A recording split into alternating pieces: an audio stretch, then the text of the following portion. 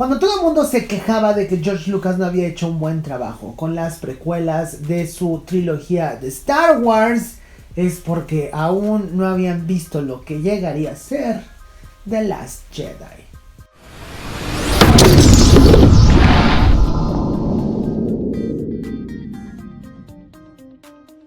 ¿Qué tal amigos? Aquí bienvenidos a este su canal Foro Abierto, donde platicamos acerca de cómics, videojuegos, superhéroes, fantasía, cine, anime, manga, cultura pop en general. Los saluda su amigo KenJim152 y estamos aquí ya más que listos, pero bastante congelados para platicar de estos temas que nos fascinan tanto. Pues bueno, estoy aquí con mi mega chamarra y no es que quiera parecer un detective, pero es que aquí en la ciudad de Puebla, en México, el frío está cañón, como decimos los mexicanos. Y bueno, pues por mucho que me guste traer playeras de superhéroes, el día de hoy tendremos que estar un poquito más calientitos.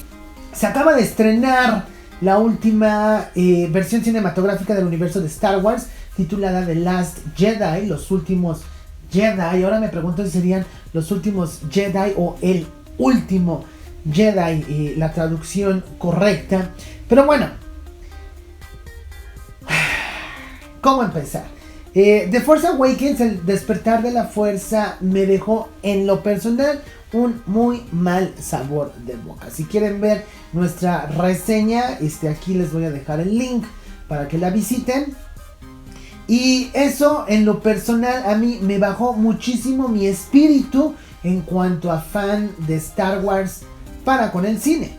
Ahora déjenme decirles que yo soy desde hace muchísimos años, gracias a mi amigo y mi tocayo Jaime, super fan de Star Wars. Si bien es cierto que Jaime no me introdujo al mundo de Star Wars, él fue uno de mis mentores en cuanto a observar detalles y aprender a leer entre líneas cuando uno ve una película. Si soy cinéfilo, se lo debo a 4 personas relevantes en mi vida. En definitiva, Jaime, tú eres uno de ellos. Pero bueno, regresando al tema, The Force Awakens me dejó tan mal sabor de boca que, a pesar de que tenía boletos para la función de medianoche del estreno de The Last Jedi, pues llegué a la casa, me acosté un rato para descansar antes de ir al cine y me quedé dormido. No me desperté para irla a ver el primer minuto del día de su estreno. Y créanme, yo fui de los que estuvimos formados horas y tal vez días antes para conseguir boletos en episodio 1, episodio 2 y episodio 3, dirigidas por George Lucas. Pero bueno, exactamente ¿qué es lo que pasa en esta cita? ¿Qué es lo bueno? ¿Qué es lo malo? ¿Qué es lo interesante? ¿Qué es lo no interesante? Como les platicaba, dentro de esta pieza cinematográfica hay demasiados ángulos que observar. Y esos ángulos, algunos son realmente buenos y esos mismos ángulos son realmente malos dentro de otra perspectiva. Cosa que me recuerda mucho a el diálogo que tuvieron Obi-Wan Kenobi y Luke Skywalker, en aquella plática donde decían que la verdad depende mucho del cristal, de cómo lo ves, de dónde lo ves. El vaso puede estar medio lleno y el vaso puede estar medio vacío. Pero bueno, este análisis va a estar lleno de spoilers. Bueno, no es un análisis, esta reseña va a estar llena de spoilers, así que aguas. El director, el señor es Rian Johnson. Él dirigió Looper, esta película con Bruce Willis que es de ciencia ficción bastante interesante, que tiene que ver con viajes en el tiempo. El señor en su cinta, y cabe mencionar que dirigió algún episodio de Breaking Bad, bueno, por esta cinta y por la serie de Breaking Bad, entendemos que sí nos da algunos destellos de inteligencia. Sin embargo, sí creo que la inteligencia no va muy ligada al espíritu de Star Wars. Ahorita vamos por allá. Del director puedo decir muchísimas cosas. El director realmente es un verdadero genio. El señor trabaja los matices, los colores, las tomas y los landscapes, los paisajes, los escenarios de manera perfecta y orgánica para darnos una narrativa. El señor es más inteligente inclusive que la mismísima compañía que lo contrató, que es Disney Studios. Para empezar, si vieron mi análisis que hicimos del trailer de The Last Jedi, él siempre nos identificó a los personajes con colores. Si bien es cierto que él no es el pionero, digo, ya identificar los personajes con colores lo hacía Alfred Hitchcock, de repente lo emuló George Lucas con Star Wars en el medio de la fantasía. Aquí él lo lleva perfectamente bien. Cuando vemos a personajes como Kylo Ren, a Kylo nada más nos lo maneja con blanco y negro, como se los dije en el análisis del trailer. Con Kylo Ren no hay duda alguna. O Kylo es bueno o Kylo es malo, pero no hay conflicto. Él no es Darth Vader. Y obviamente conforme fue avanzando en la cinta nos damos cuenta que el señor Kylo Ren está completamente del lado oscuro. Ahora el líder supremo Snoke, con el color rojo, la furia, la agresión.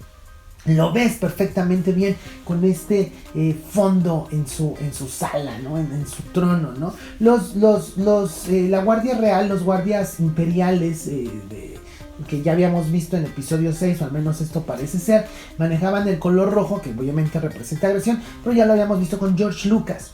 Pero si el emperador Palpatine era completamente oscuro y por eso siempre está de negro, es maldad. El líder supremo Snoke es agresión, es el color rojo. Eso en lo personal a mí me fascinó.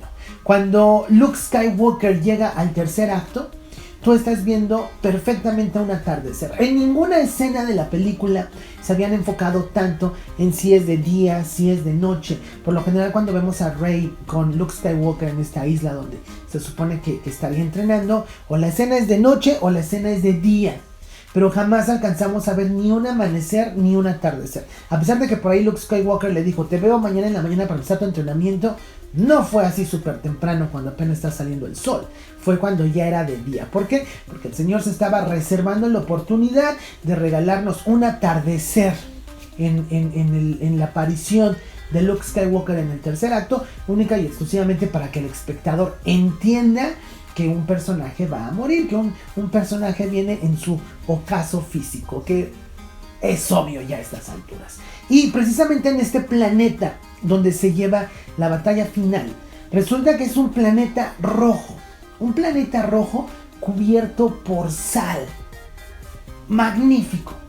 No solo nos enseña esta escena de lo que va a ser una batalla completamente sangrienta y que la resistencia va a ser masacrada, donde te da un hint que esto no tiene salida más que muriendo ante la batalla sin la necesidad de utilizar sangre. Es decir, Disney no te va a permitir poner sangre porque queremos que la película tenga cierta clasificación y sea para toda la familia, pero yo encuentro la manera en la que manipulo la cinta, los colores y los momentos para darte a entender que en ese momento va a haber muchísimo derramamiento de sangre. Es increíble realmente el trabajo que hizo este señor Rian Johnson, palomita en cuanto al trabajo cinematográfico. Ahora, ¿qué tanto entiende y conoce el señor Johnson al universo de Star Wars?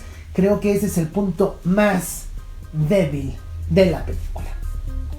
Para empezar, venimos de una película muy floja, The Force Awakens, una película que a pesar de que J.J. Abrams es muy bueno estableciendo sus personajes, y alguna vez platicamos y alguna vez les dije que él no sabe la dirección que les puede dar a estos personajes para que ellos sigan creciendo o para que ellos tengan una buena conclusión dentro de la historia. En todas sus obras ese siempre ha sido el problema de J.J. Abrams, cosa que me preocupa porque él va a ser el director de lo que va a ser la tercera parte, la conclusión de esta trilogía.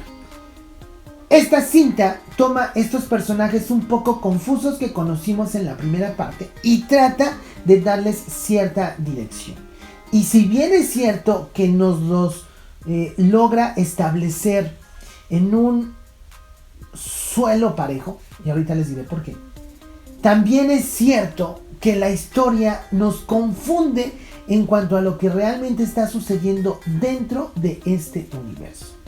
Vamos a empezar con Kylo Ren y Rey. Pues resulta que los señores habían sido muy poderosos. Cuando empieza The Force Awakens, Kylo podía detener este blaster utilizando la fuerza.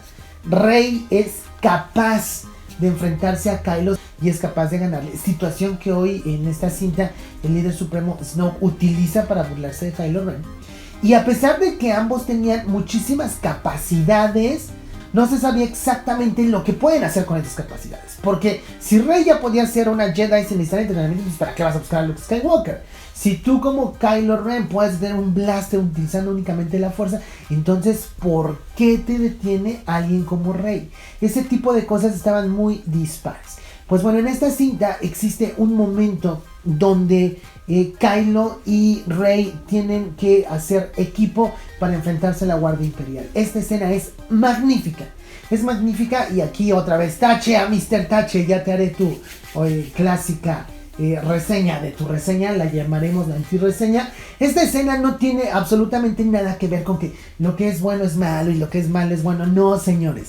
Esta escena tiene que ver única y exclusivamente porque el director nos quiere decir que Kylo y Rey tienen exactamente las mismas capacidades de combate y tienen exactamente las mismas capacidades en cuanto al uso de la fuerza. Si bien es cierto que Rey no pudo enfrentarse al líder supremo Snoke, sí pudo resistirse a decirle dónde estaba Luke Skywalker. No queda claro y no se entiende que Snoke haya sido capaz de leer los pensamientos de Rey.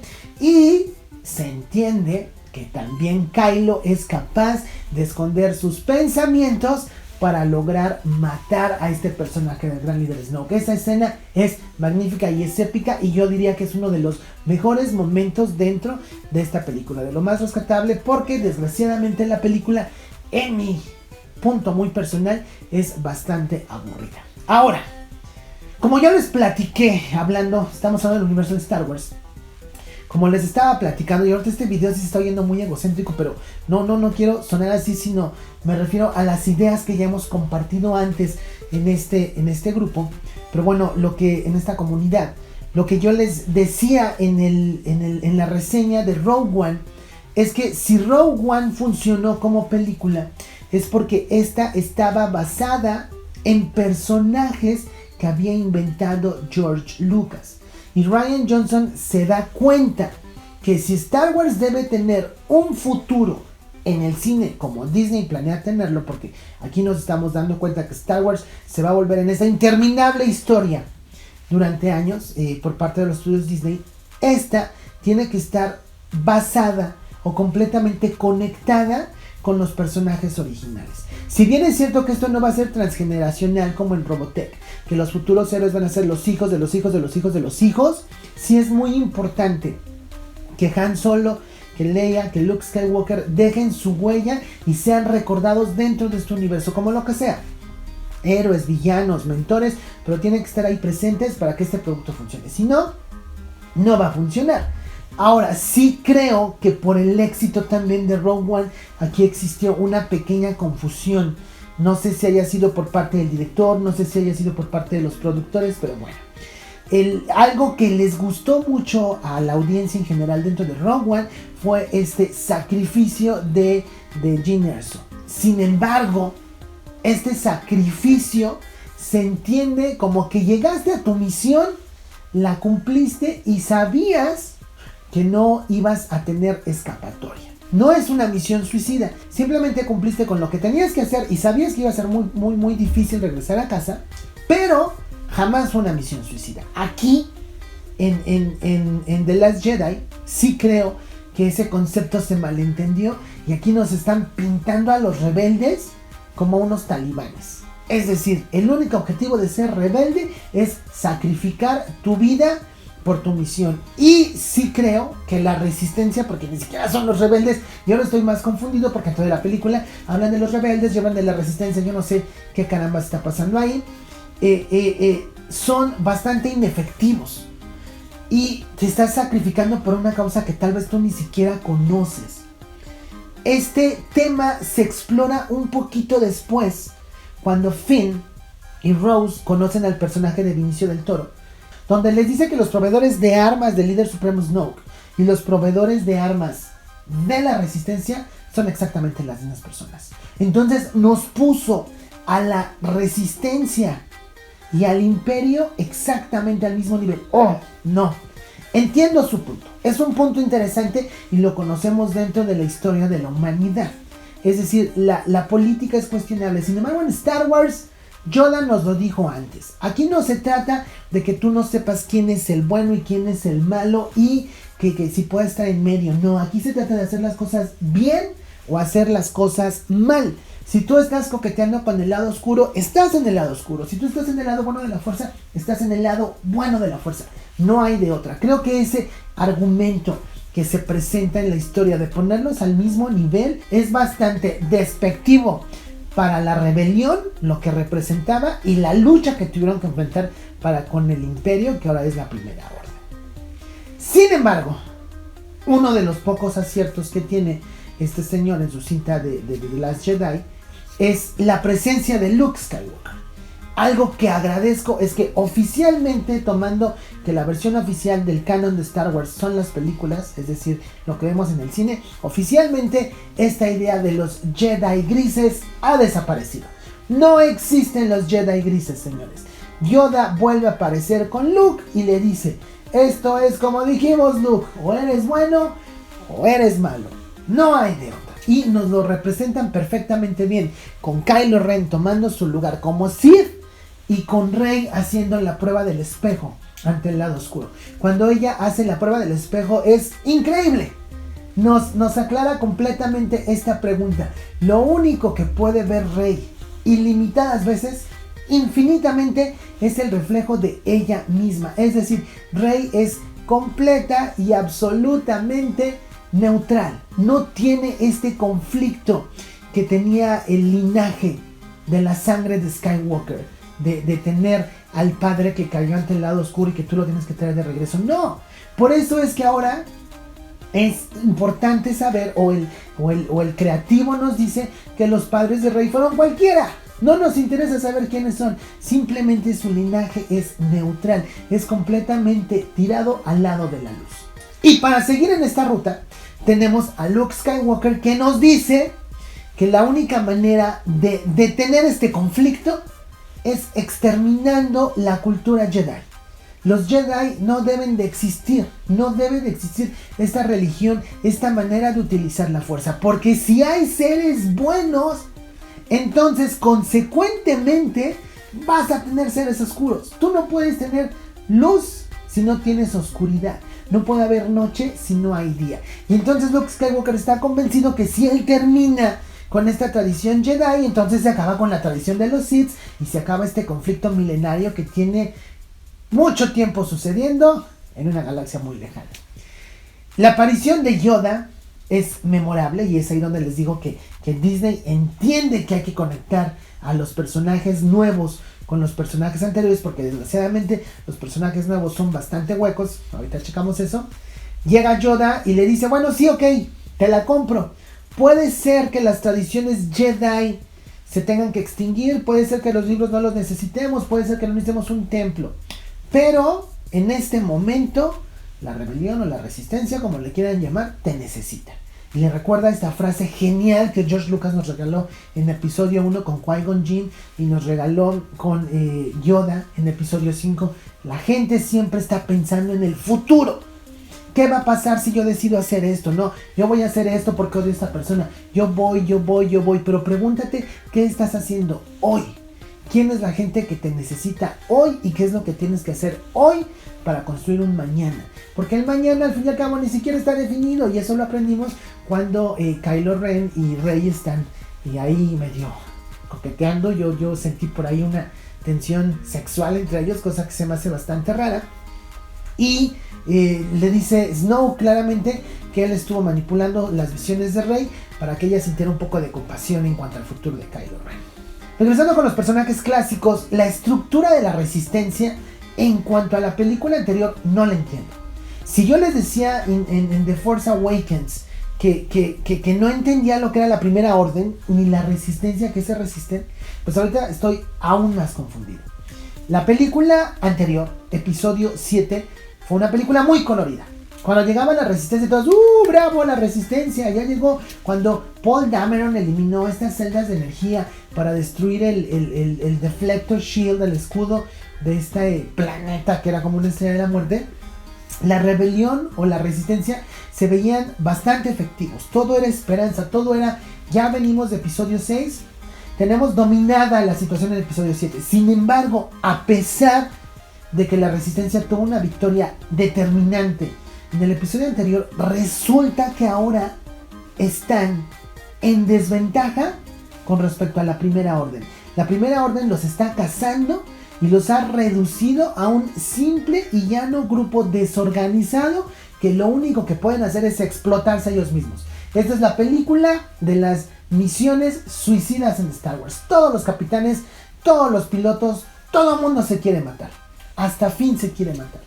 Y creo que esto tiene que ver mucho con que los nuevos personajes, Paul, Kylo, Rey, Finn, Phasma, todos son personajes muy huecos. En esta película tuvo que llegar Rian Johnson a darles un verdadero propósito. Se entiende que Poe Dameron va a ser el futuro líder de la resistencia a la falta de Carrie Fisher como la princesa Leia. El personaje de Finn queda muy ambiguo. Creo que es un personaje que sí necesita una búsqueda de autoestima o de autorrespeto, ¿no? Porque o es el soporte comédico de la cinta o únicamente puede hacer mención a lo mal Stormtrooper que era. Phasma sigue siendo un personaje que visualmente es interesante, pero sigue siendo un personaje bastante ineficiente. Por ahí Mr. Tache la comparó con Boba Fett diciendo que se ve muy bonita en la pantalla, pero que no hace nada. Digo, discúlpame, pero Boba Fett no solamente fue capaz de rastrear y detener al Capitán Solo, sino que Boba Fett era capaz y se sentía lo suficientemente, la suficiente autoridad como para responderle a Darth Vader y decirle que el Capitán Solo no le servía para nada si estaba muerto. Entonces no creo siquiera que estos personajes tengan el mismo peso en el argumento, pero bueno, insisto, tache por ahí. Pero regresando a este punto, esta cinta ayudó para quitarle poder a Rey, como les platicaba, para subir de nivel un poco a Kylo Ren, y entonces se entiende que tenemos ya buenos oponentes para una tercera parte. Se le da propósito a Poe Dameron, más allá de ser el personaje de videojuegos que puede destruir celditas por ahí. Se eliminan las cuestiones de personajes homosexuales. Obviamente esto es Disney y en Disney no puede haber personajes homosexuales tan abiertamente. Pero se conectan con los personajes de la trilogía original. Sin embargo, sigo sin entender el conflicto. ¿Por qué ya nadie quiere ayudar a la resistencia? ¿Por qué la resistencia está tan disminuida después de venir con una victoria contra la Primera Orden? Son cosas que en el argumento de la trilogía en general para mí no tienen ningún sentido. Y para colmo, en esta cinta muere el líder Snoke de una manera visualmente majestuosa en un conflicto mental bastante interesante, pero jamás nos explicaron ni quién era, de dónde viene, qué objetivo tenía. Es una pena. Es una pena que películas tan intelectualoides como las que nos regalaba George Lucas sean ahora películas tan banales y que se hacen de esta manera única y exclusivamente porque traen el nombre de Star Wars y que saben que van a vender millones de dólares en cualquier galaxia. Y bueno, ahora tocando el punto de George Lucas. George Lucas era un purista en lo que hacía. Si bien es cierto que en algunas de sus películas nos regaló efectos visuales sin terminar, también eran efectos visuales que son tan buenos a cierto nivel que tú cuando viste la película por primera vez en el cine no te diste cuenta que esos efectos no estaban terminados. Tuviste que ver la película 2, 3 veces o ver un video por ahí en YouTube que te dice que tales efectos no están terminados y descubrías que efectivamente George Lucas, como cualquier director o como cualquier ser humano, cometía errores. Sin embargo, los efectos visuales de esta película de Star Wars están muy por debajo de la media de lo que nos tiene acostumbrados la franquicia. Y caemos en la tendencia Disney, que desgraciadamente fue en la tendencia que cayó la Warner Bros. En este momento.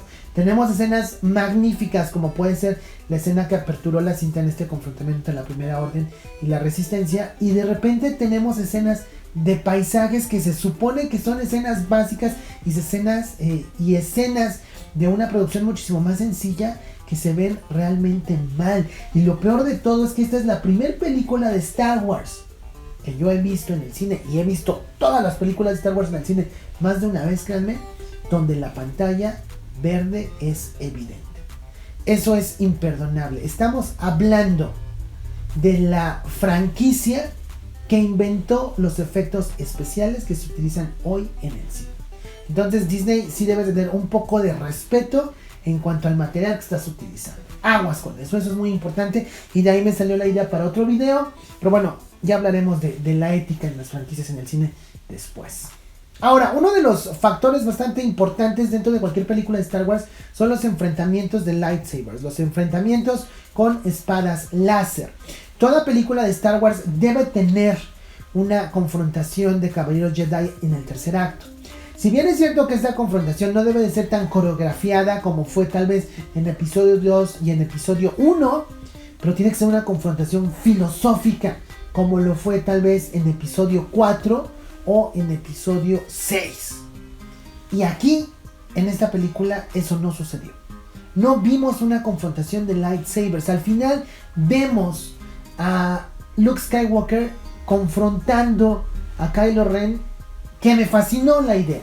Me fascinó esta situación en la que el enfrentamiento está en sus cabezas. Algo que platicaba George Lucas en cuanto a episodio 6, que él decía que el enfrentamiento entre Luke y Darth Vader no tenía que ser tan físico, porque lo que están confrontando son ideas, lo que están confrontando son visiones, y esto fue muy similar. No se confrontaron ideas y visiones, porque definitivamente Luke Skywalker no pretende traer a Kylo Ren de regreso al lado bueno de la fuerza. Y Kylo Ren no quiere que Luke se una al lado oscuro. Son completamente opuestos. Sin embargo, sí fue una situación de enfoque. En este planeta de sal que les platicaba, cubierto de sal que es de color rojo, todos los militares, todas las acciones dejaban este destello rojo. Todo el mundo lo podía ver. Y es aquí donde me refería al ojo conocedor de los verdaderos cinéfilos. Cuando sale la figura de Luke Skywalker a enfrentarse a Kylo Ren, no deja huellas en la sal. Es decir, no deja destello rojo. Situación bastante sencilla, porque no es un easter egg, no es que veas un elemento escondido en la cinta, es algo bastante visual. Si estuviste viendo rojo en todo momento, ¿por qué deja de salir el rojo? Se entendía desde el inicio que era una proyección de la fuerza, y a pesar de que Kylo Ren ha avanzado tanto en su uso de la fuerza como para vencer al líder supremo Snoke, no fue capaz de darse cuenta que lo único que estaba haciendo Luke Skywalker en ese momento era distraerlo.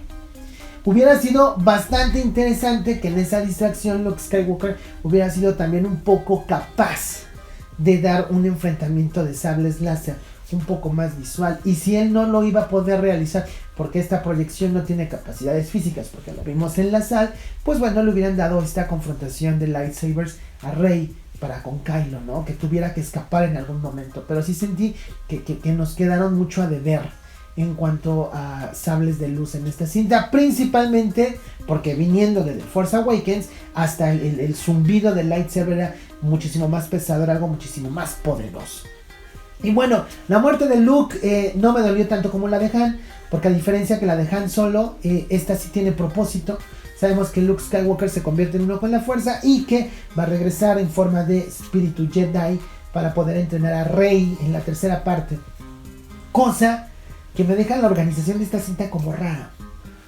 Por una parte sentí que la cinta era conclusiva, me dio la impresión, o yo sentía que la cinta estaba dando por terminada esta etapa de Star Wars, cuando vemos a estos niños granjeros platicando lo que es el maestro Skywalker enfrentándose a Kylo Ren, y luego este niño viendo la estrella fugaz con el tema de Luke, que obviamente nos da a entender que va a tomar este camino del héroe. Y por otra parte veo a Rey inconclusa. A Rey nunca se le dio el entrenamiento propio para poder hacer lo que sea que va a hacer en esta historia, porque ya no entiendo. Ahora pareciera en episodio 7 que esta iba a ser la trilogía de Rey, vamos a entender quién es Rey, y aquí nos la bajan diciéndole tus papás no son nada interesante, y entonces se convierte en la trilogía de Kylo siendo ahora el líder supremo. ¿Y qué va a pasar con él?